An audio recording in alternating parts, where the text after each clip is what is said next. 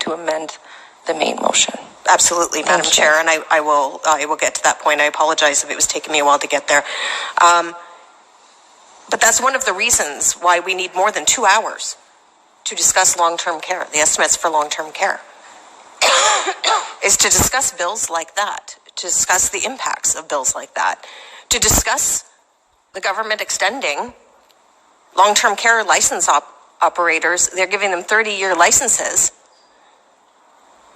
We need answers for why that's happening.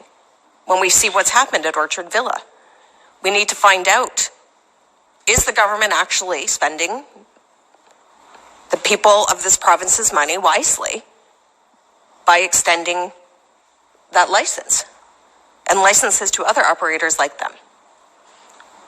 And 2 hours? 2 hours is what the government is proposing that we spend talking about long-term care. I think that the 5,000 people that died and their families who died during COVID, to the families at Orchard Villa who lost loved ones from dehydration and starvation and neglect because there weren't enough staff there, because the home wouldn't invest in the frontline staff, I think they deserve more than 2 hours for us to be able to ask questions about the government's proposal on how they're going to spend money in long-term care, what that looks like. Where could it maybe be spent differently, better, to actually provide the care and support for individuals that live in long-term care? As my colleague pointed out, could be us someday, could be our family members someday. It could happen to any of us. So I'm not sure how someone is able to completely disconnect from that reality. I know you've heard from your constituents. I know it. Every one of us have heard from people who have been impacted. And I think they deserve more than 2 hours of the government appearing anyways, to be willing to talk about long-term care and how what the government's financial plan is.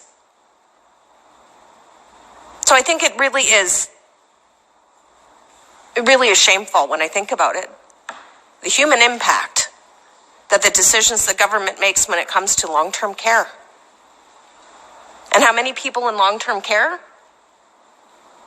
think that they're put in a home and the government just doesn't care anymore. They're expendable. I heard it from many of my constituents and their families during the pandemic, when it was understaffed and people were getting sick with COVID and in some cases dying.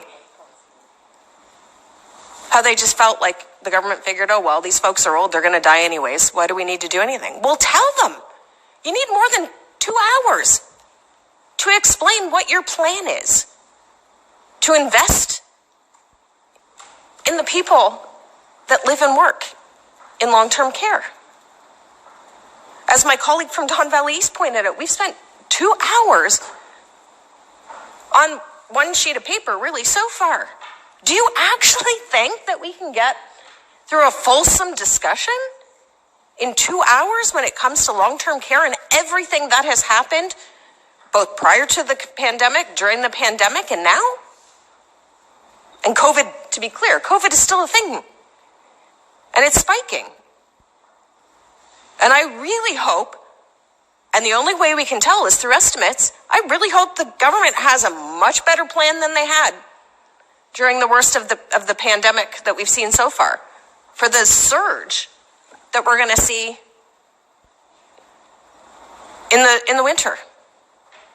So I don't think it's unreasonable. I don't think it's an unreasonable request by my colleague.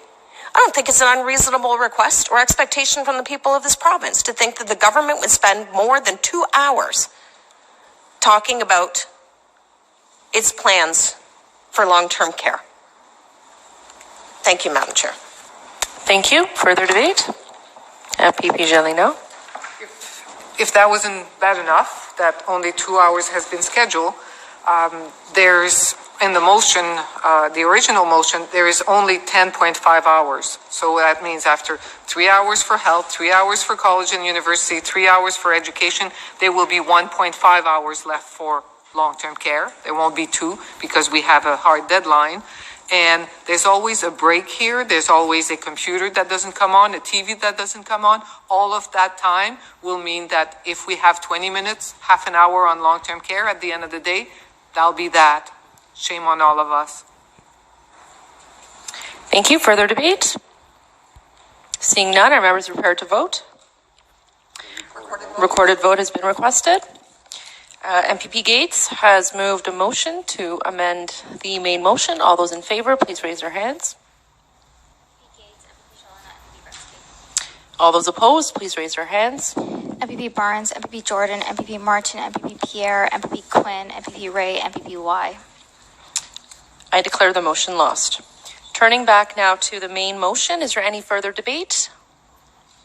Seeing none, are members prepared? I already did. Any further debate? Seeing none, are members prepared to vote? Recorded vote has been requested. So on the main motion, that was brought forward by MPP Martin. All those in favor, please raise their hands. Martin, MPP Pierre, MPP Quinn, MPP Ray, MPP Y. All those opposed, please raise your hands. MPP Gates, MPP Jelena, MPP Gretzky. I declare the motion carried. Is there any other business which members may wish to raise? MPP Martin. Thank you, Chair. I would also like to move that the committee meet at 3 p.m. on Thursday, November 3, 2022, for the purposes of organizing committee business. MPP Martin has moved a motion. We're just going to put it up on the screen. Is there any debate on this motion? No? Are members prepared to vote? All those in favor, please raise their hands. All those opposed, please raise your hands. I declare the motion carried. Thank you. Any further debate or discussions? Nope. Seeing none, that concludes our business for today. Thank you, everyone, for attending today's meeting. This meeting is now adjourned.